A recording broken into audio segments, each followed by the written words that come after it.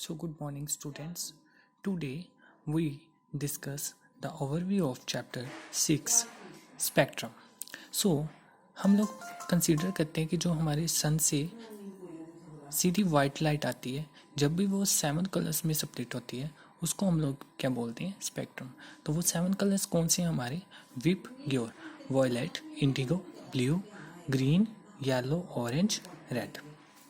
So, spectrum is splitting of white light into 7 colors is called spectrum.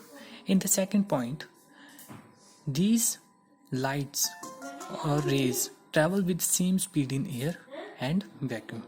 But in any other medium, red travels faster and violet travels slowly because violet जो है हमारी bend होती है more towards the normal and red जो है हमारी faster है इसलिए वो सीधी की सीधी स्प्लिट करके स्क्रीन पे स्ट्राइक करके कलर्स को स्प्लिट करती है. ठीक है.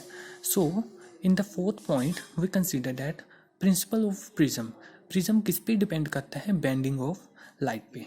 सो बेंडिंग ऑफ लाइट क्यों अकर है because when white light there are lot many of white lights but one white light is split into the one side of the prism so they split into different colors in the screen.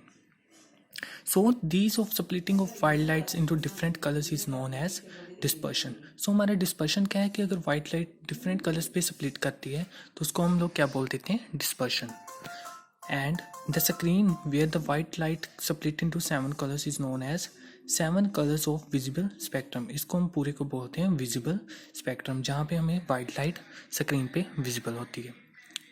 7th point is dispersion occur first. हमें exam में हमेशा question आता है rise होता है कि dispersion first phase पे होती है इस साइड पे होती है या इस साइड पे होती है. तो हमारा आंसर क्या आएगा डिस्पर्शन हमेशा इस साइड पे होती है बिकॉज यहाँ से स्प्लिट हो गई है वाइट लाइट. ठीक है. तो रिफ्रैक्शन कहाँ पे होती है जहाँ पे बेंडिंग होती है तो बेंडिंग कहाँ पे होती है in the other side of the spectrum. So we complete spectrum introduction in this part. In the next part we discuss some electromagnetic waves and their frequencies.